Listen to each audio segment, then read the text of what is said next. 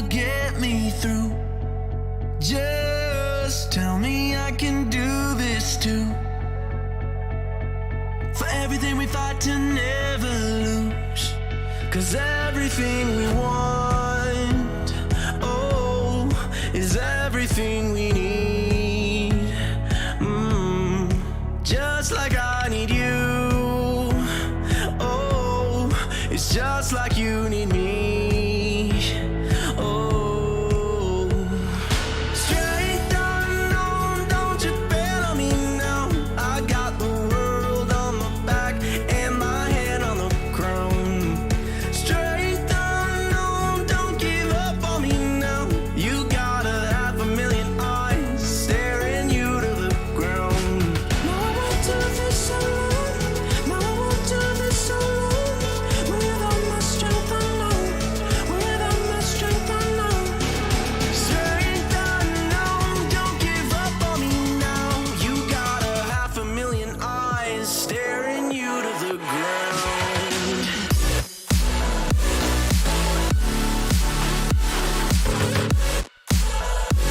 Now I won't do this alone.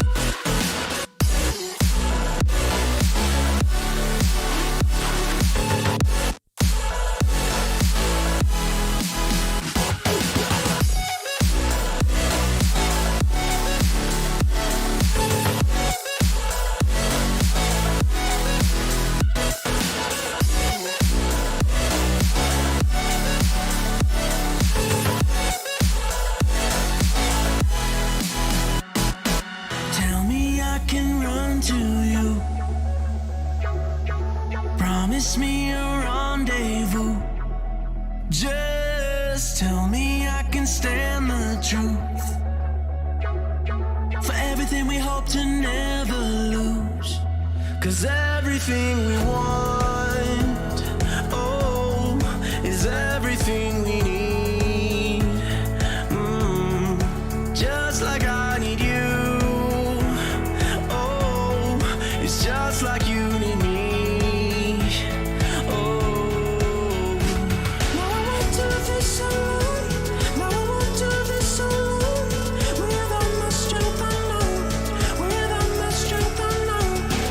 Strength unknown, don't give up on me now. You got 500,000 eyes staring you to the ground.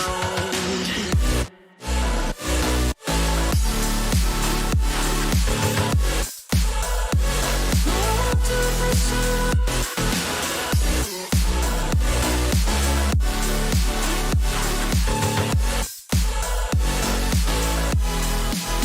Strength unknown, don't you go. Strength unknown. Not too long ago, we had champions crowned for Super Smash Bros. Ultimate as well as Call of Duty Warzone, but today we're going to feature 20 teams who say that for Season 2 of the Department of Air Force Gaming League Finals, they might have saved the best for last. I'm excited to jump into this. My name is Albert Halorn Haley III. It's my pleasure to be casting for the very first time with Norton. Norton, man, how you feeling today? Feeling good, dude. Feeling good. Ready to watch some good gameplay. Know a bunch of really good competitors out here today.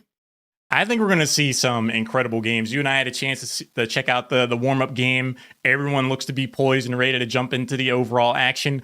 And I'm really excited for the format that we have today, which we'll break down as we show you the team names. So the format, in my opinion, is really cool. So it's a win condition race of sorts where each team is vying to get to 50 points. Once you do, then you are at match point status, to where the next game, if you win the entire tournament. I think that's such a cool idea because there are going to be so many different situations and different scenarios. Let's take a look at the team overview, though, and we can introduce you to some of the teams. Norton, you and I were talking about the possibilities of... Sorry, what was that? We were talking about the different scenarios of how... Yeah, we were talking about some of the teams on here. I think the main one we're going to be looking for, we've seen Immortals perform really well. We've definitely seen third-party boys as well.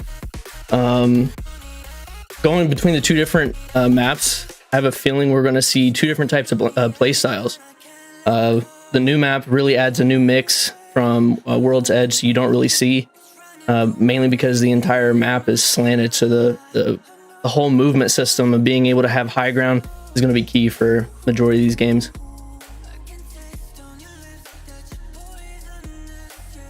I really am looking forward to seeing how things develop over the course of each game. Again, one of the things I really like about this format is even if you don't do well the very first game, there's always another opportunity in the games coming up ahead.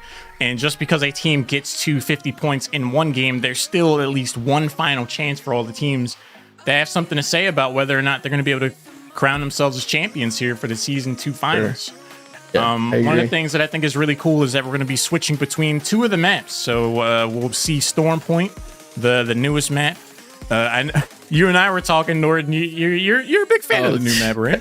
I love the new map. Like, just overall, being able to have high ground constantly is going to be key, like I said before. And I really want to see how some of these teams actually utilize that and what their comp is with some of the characters.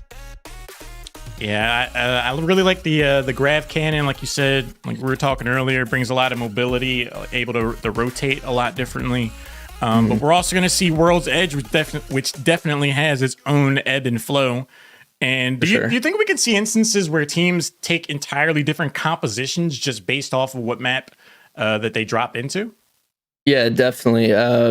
With the new map, I could definitely see Valk being used a lot just because she can instantly put her team completely on a different side of the map.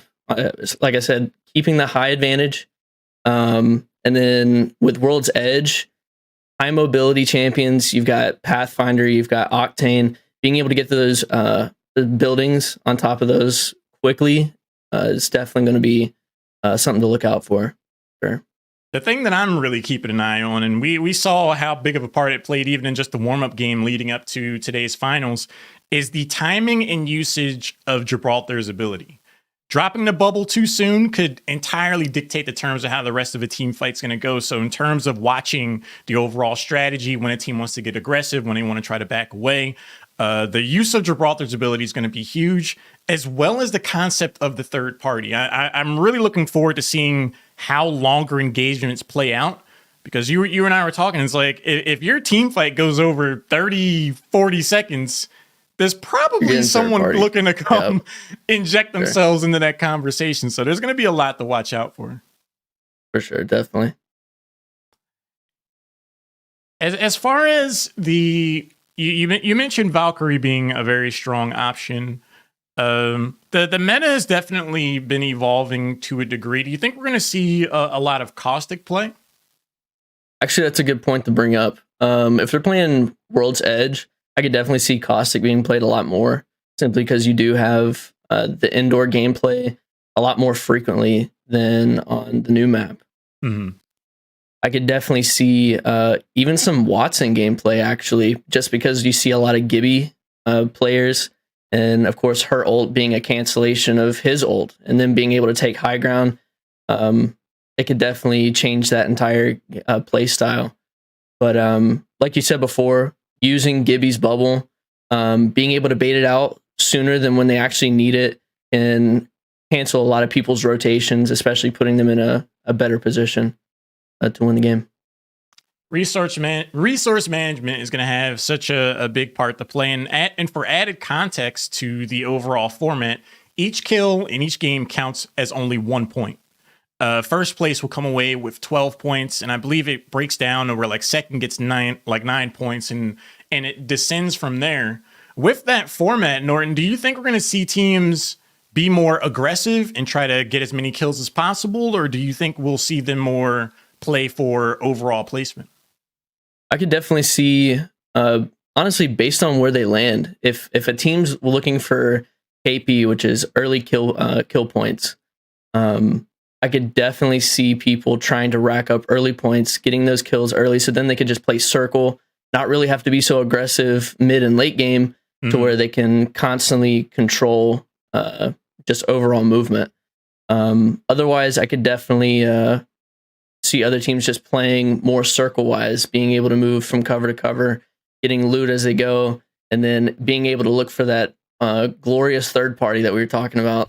And I feel like that's going to be the turning point on where these third parties happen, depending on where they're map placement wise.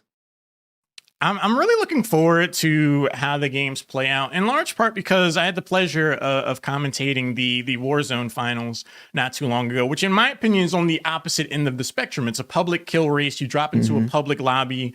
You don't know what you're going to get. Not everyone's necessarily playing to win, so to speak. It is a public lobby, for better or for worse. But in an instance like this, our 20 remaining teams out of 183, mind you. So Air Force Gaming League, they showed up in terms of being interested and involved in the Apex competitive scene here.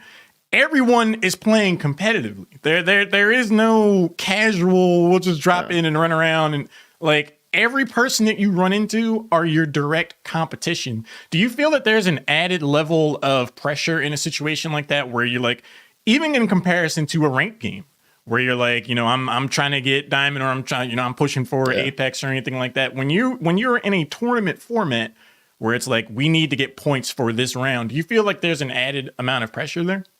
Definitely. When you do anything in a tournament style where the people you're going against could take that winner spot from you, that amplifies all the feelings of like competitiveness. Even it definitely affects even like your play style, your thinking process, just because I know if I get eliminated, I could possibly throw my chances of moving on. And I can definitely tell you that a lot of these guys on here are wanting to take it away for their own team for sure. So yeah, I could definitely see that. The psychology of all that has always been so fascinating to me, because you don't want to overextend. You don't want to overplay your hand or get too aggressive too early on, because you could end up getting taken out early. And then your chances of winning the overall tournament diminish considerably from there. But at the same time, if everyone has that mindset, then a few teams that do play aggressively could, in theory, allow themselves to be even more aggressive, because they know people aren't really going to be looking to challenge that.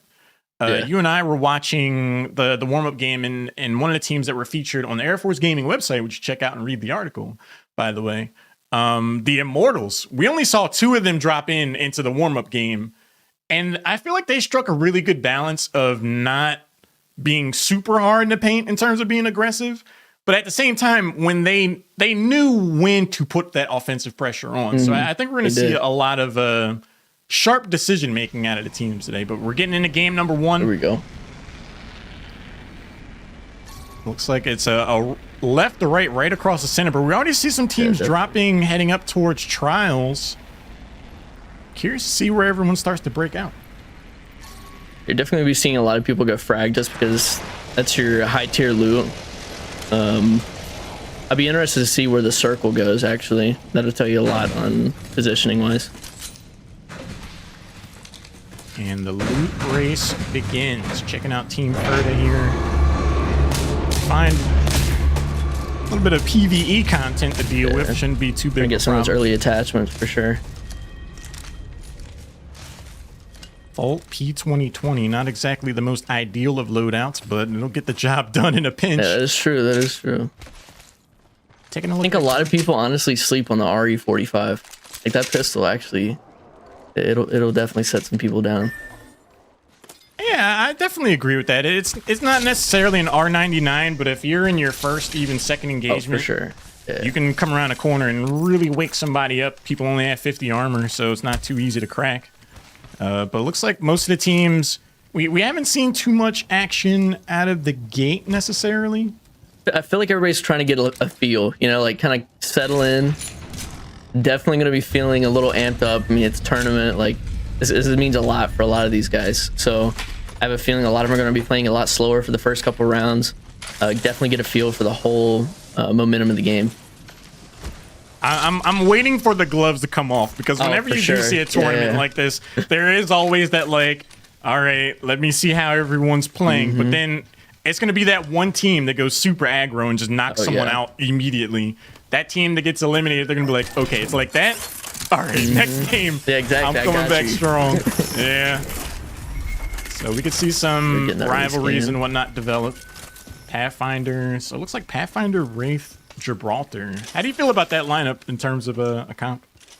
Honestly, it's a good one to have simply because you have Pathfinder with mobility and able to get his team repositioning. Personally, I would rather choose Ashe simply because I take no damage when using her ult. I can port my entire team up there, but Pathfinder is definitely a good substitute to have. He does have high mobility for himself, being able to reposition, and he can even grab enemies towards him if they try to run away, which I love trying to do. Uh-oh, there might be someone in range. Sonar detected. Could have our first scrap here. Immortals taking a peek around. Shots going on outside. Jamal gets the opening shots to the tune of 140, kicks through the door and finds a bunch of opposition, and they're going to want to back out. Gets the door closed behind them. A hair-raising moment, to say the very least. Oh, there's another.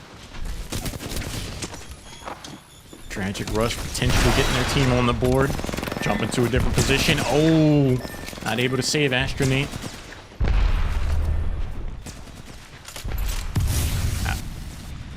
Peacekeeper flatline. Good loadout for this scenario. Definitely. I think you'll honestly see a lot more of those. Got Weirdo up top too. The potential support. Runs up through the smoke. Now, Denny Jade, a teammate, they're only downed. I'm surprised they're not popping smoke for the res. Especially using... Yeah, they threw the one down, but I guess they were just checking to make sure they didn't get eliminated or ran on. Yeah. That's smart, using the Gibby bubble to protect them as they go through their ult.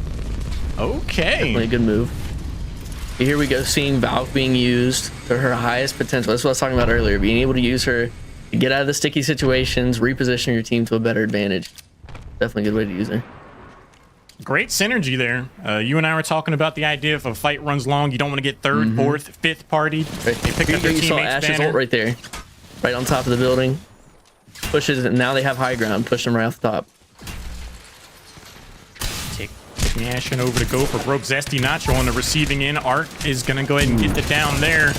Shield or not, I do believe they're going to get eliminated here pretty shortly. IXH running through. Joint strike big on the ropes, leaving it just a straight shot. The only one remaining. Oh, there it is. And they are eliminated. That's going to be the end of game one. Joint strike big. Yeah, keeping those Bloodhound scans, especially even after the fight, because you definitely are wanting to know if there's a third party coming. Those are definitely crucial. Positioning can be so incredibly important in Apex Legends. Having that knowledge, I would say it's worth its weight in gold, but it's conceptual. It doesn't have weight, so. Yeah. But it's important. It is very, very important. Anytime I can get the advantage by knowing your movement, it puts me heaps in bounds above the other team, for sure.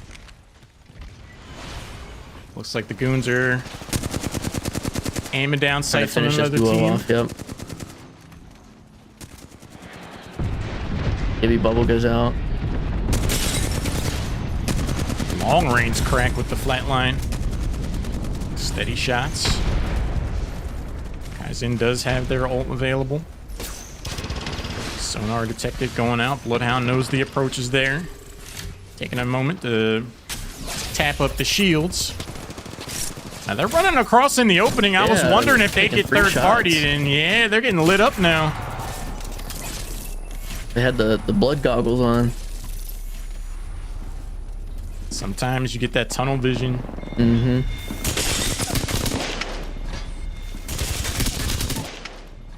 Just for the finish.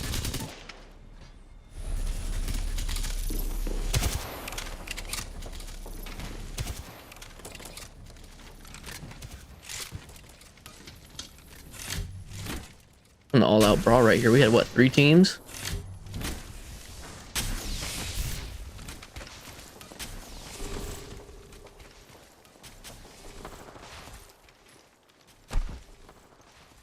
I like the use of Wraith here. We're using her ult to reposition, being able to get his banner and take it right back and go for the res.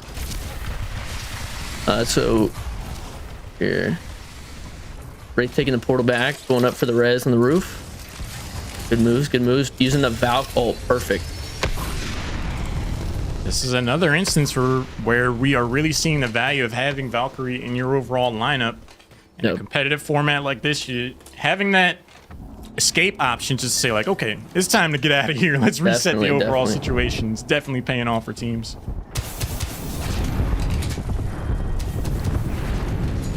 Here we go with another 3-man team. Third party boys might be on the receiving end. Okay. There we go. Always like seeing a clean Caustic. Yeah, that's definitely something you don't see very often. That is going to be another team eliminated. Switching around. Looks like the action's not at all done in this building. Yeah, you're seeing a bunch of... You're definitely seeing a bunch of teams finish a team, try swapping their shields, getting healthy again, and then getting instantly pushed by the third party. So the third party seem to be coming in a little bit later than normal, but it's still making for some really good action, especially midway through the game. Still 13 squads. Yeah, it seems to be that Fragment is definitely the centerpiece for where all this action's popping off right now. Interested to see how the other outside squads are moving in, from whether it's Harvester, Train Yard, Survey Camp, Geyser, all those places moving to the center. It could potentially set up for a lot more third parties like we've seen.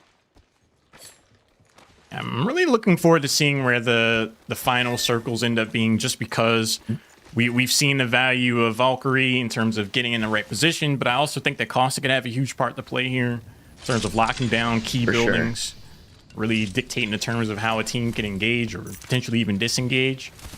But I also like that we're seeing teams be aggressive towards the mid game. I don't really like to see teams play too passively and try to, vie for placement, because when you need to perform, you do not want to be cooled off at all. Like, I do think you need to try to stay sharp offensively. Yeah, just like in any ranked match, we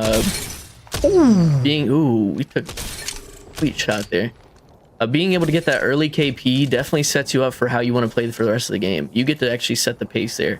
But if you don't get that early KP, you kind of have to force things midway through the game to be able to stay relevant. Otherwise, you're just fighting for placement, and it gets even harder to survive in the game.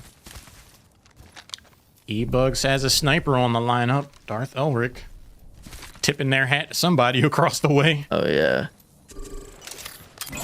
Don't think they'll be peeking over the Demon Time squad.